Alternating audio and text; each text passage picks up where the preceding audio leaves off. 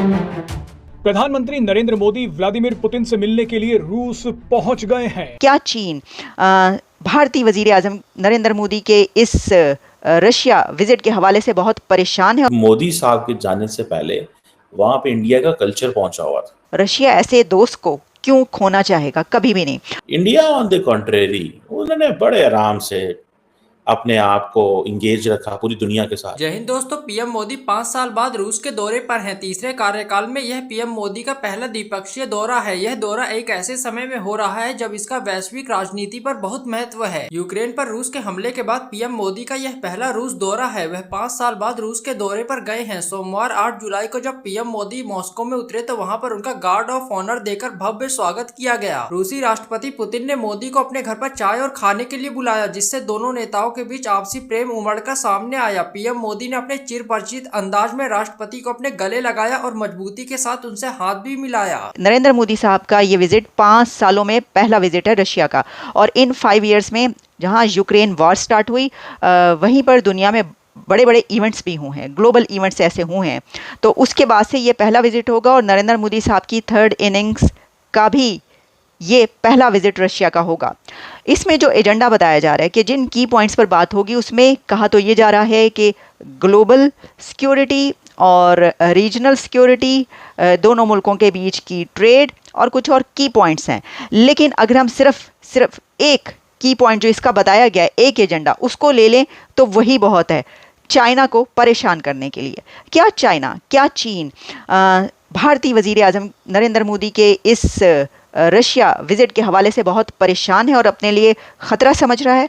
क्या president Xi Jinping को ये लगता है कि उनकी जो कुछ दोस्तियां बहुत ज़्यादा बढ़ रही हैं रशिया के साथ, उन पर ये विज़िट असरअंदाज हो सकता है? तो देखें, ये बात अपनी जगह पर सही है कि मोदी साहब का कोई भी विज़िट शी जिनपिंग के लिए ख़तरे का बायस हो सकता है और वो इसको अपने लिए एक परेशानी समझ सकते हैं या फ़िक्रमंद हो सकते हैं। तो इस विजिट में जो ग्लोबल और रीजनल सिक्योरिटी की हम बात करते हैं, उसके अंदर वो तमाम कंट्रीज शामिल हैं जो इस वक्त जंगों में भी शामिल हैं, जैसे कि यूक्रेन और रशिया की वॉर चल रही है, क्या वो भी डिस्कस होगा? इसी तरीके से हमास और इज़राइल की वॉर चल रही है, और इसी तरीके से इंडिया ये कहता है कि चाइना के हवाले से कि उसके जो अज़ाइम हैं वो दुरुस्त नहीं है। अच्छा, इंडिया का इस वक्त चाइना के ऊपर बहुत सख्त और टफ स्टैंड नज़र आ रहा है। अगर आप देखिए कि जितना टफ स्टैंड इस गवर्नमेंट का, इस वक्त इंडियन गवर्नमेंट का चाइना के ऊपर नज़र आ रहा है, क्योंकि कई एक ऐसे इवेंट्स हुए जिसमें हमने देखा कि भारत की तरफ से बहुत ही दो टोक स्टैंड लिया गया। जैसे कि अभी चाइना की तरफ से कहा गया था कि दोनों मुल्कों के बीच, इंडिया और चीन के बीच, पैसेंजर फ़्लाइट्स डायरेक्ट स्टार्ट कर दी जाएँ, रीस्टार्ट कर दी जाएँ। इंडिया की तरफ से नो कर दिया गया और वो फ़्लाइट्स स्टार्ट नहीं की गई। ये एक बहुत बड़ा डेंट था चाइना के लिए, क्योंकि चाइना ने अगर ये बात की थी तो वो यही सोच रहा था कि उसकी बात मान ली जाएगी। अगर उसको ये पता होता कि उसकी बात नहीं मानी जाएगी तो शायद वो ये बात ना करता। लेकिन ट्रेड के हवाले से भी काफ़ी चाइना के ऊपर इंडिया के अंदर बहुत सी ऐसी शराइत, कंडीशंस जो हैं वो लगाई गई हैं। उनकी ऐप्स को भी काफ़ी बंद किया गया है। बहुत से ऐसे स्टेप्स लिए गए हैं जो इससे पहले नहीं थे। और फिर तिब्बत में जो कुछ हुआ, यानी धर्मशाला में तिब्बत के हवाले से जो अमेरिकन ग्रुप वहाँ पर पहुँचा लॉ मेकर्स का, उसने भी चीन को हिला कर रख दिया कि चीन को ये कहना पड़ा, चीन को ये रिक्वेस्ट करनी पड़ी, चीन को लेटर लिखना पड़ा कि ये ना किया जाए कि जो अमेरिकन डेलीगेशन है वो धर्मशाला ना जाए।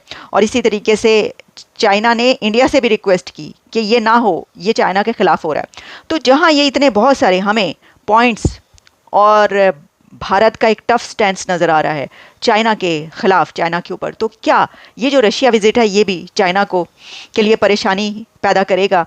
तो देखें, एक तो आप ये बात समझ लीजिए कि चीन और रशिया की जो दोस्ती है वो मौसमी दोस्त हैं। ये वो कहते हैं ना कि सीजनल फ्रेंडशिप है। कुछ परिंदे होते हैं जो गर्मियों में किसी और तरफ परवास करके चले जाते हैं। अमेरिका में ही बहुत, क्योंकि लेक्स हैं और ऐसे एरियाज़ हैं कि कुछ बहुत ज़्यादा कोल्ड है, कुछ बहुत गर्म है। तो क्या होता है कि साइबेरिया से परिंदे जो उड़ते हैं, बहुत ठंडी इलाकों से परिंदे उड़ते हैं, तो वो अमेरिका के उन इलाकों में प्रवास करके पहुंचते हैं कि जहां पर उन्हें पता है कि अगले 6 मंथ्स गर्मी रहेगी, वो वहां पर चैन से रह सकें। तो चीन और रूस की दोस्ती भी ऐसी ही दोस्ती है। रशिया और चाइना ये जो करीब नज़र आ रहे हैं, ये कोई डेकेड्स पुरानी दोस्ती नहीं है इंडिया और रशिया की तरह। इंडिया और रशिया की फ्रेंडशिप का कोई मुकाबला नहीं है चाइना और रशिया के अब के इस वक्त के अच्छे ताल्लुकात का, क्योंकि रशिया को इस वक्त ज़रूरत है चीन की। रशिया तो हमें वियतनाम में भी नज़र आया। प्रेसिडेंट पुतिन तो वियतनाम भी पहुंच गए, प्रेसिडेंट पुतिन तो कोरिया भी पहुंचे, जिसके मुतालिक कभी सोचा नहीं जा सकता था, क्योंकि इस वक्त उनके पास जो ऑप्शंस हैं वो उन्हीं को देख रहे हैं। और उनका ब्लॉक क्योंकि अमेरिका के ख़िलाफ़ है, और चाइना तो अमेरिका के ख़िलाफ़ है ही, और अमेरिका चाइना के ख़िलाफ़ है, और अमेरिका रशिया के भी ख़िलाफ़ है। तो आप समझ सकते हैं कि असल में इन रियलिटी रशिया और चाइना की जो इस वक्त की रिलेशंस हैं वो अमेरिका के ख़िलाफ़ हैं। जो वहाँ पे जो डियास्पोरा है वो उनको वेलकम करता है। सड़कों पे लोग हैं, इंडियन कम्युनिटी है, और वो एक जगह नहीं, मुख्तलिफ जगहों पे आपको नज़र आएंगे। ये बेसिकली मेरे लिए तो बड़ी हैरानगी की बात थी। कोई पाकिस्तानी, मेरा नहीं ख्याल, रशिया में रहता है। आपको अगर मैं मज़े की बात बताऊं, if you go back to आज से कोई 76 साल पहले चले जाएं स्टोरी, तो पाकिस्तान और रशिया के ताल्लुकात की ये स्टोरी है कि पाकिस्तानी रशिया से इसलिए ताल्लुकात नहीं बनाना चाहते थे, वो कहते थे ये लादीनियत पे यकीन रखते थे, डोंट बिलीव इन रिलीजन, क्योंकि ये रिलीजन पे यकीन नहीं रखते। और जो जो वेस्ट है, जो क्रिश्चियन है, जो अमेरिकन हैं, ब्रिटिश हैं, वो एक दीनी किताब पे यकीन रखते हैं, वो होली बुक यानी कि जो जिसे कहते हैं ना बाइबल पे यकीन रखते हैं। तो इनसे हम बिल्कुल भी ताल्लुक नहीं रखेंगे, ये लादीनियत है और ये हमारे मुल्क में लादीनियत आ जाएगी। हमारे लोगों का ये मजाज था, ये सोच थी। आप देखें कि आज मॉस्को के अंदर, रशिया के अंदर इंडियंस मौजूद हैं, जो कि हिंदू भी हैं, जो सिख भी होंगे, जो मुसलमान भी होंगे, जो हो सकता है ईसाई भी हों, जिनके डिफरेंट मज़हब होंगे। तो मॉस्को आपको तंग तो नहीं करता इस चीज़ में। रशिया को इससे तो कोई प्रॉब्लम नहीं है कि आपका मज़हब क्या है। लेकिन हमारे लोगों ने वेस्ट के साथ जो एक सो कॉल्ड सा, वो जिसे एक जब कनेक्शन बनाया, तो कहा जी कि वो उनके पास किताब है तो हम ताल्लुक़ बना रहे हैं, और बाद में फिर वेस्ट के ख़िलाफ़ हो गए।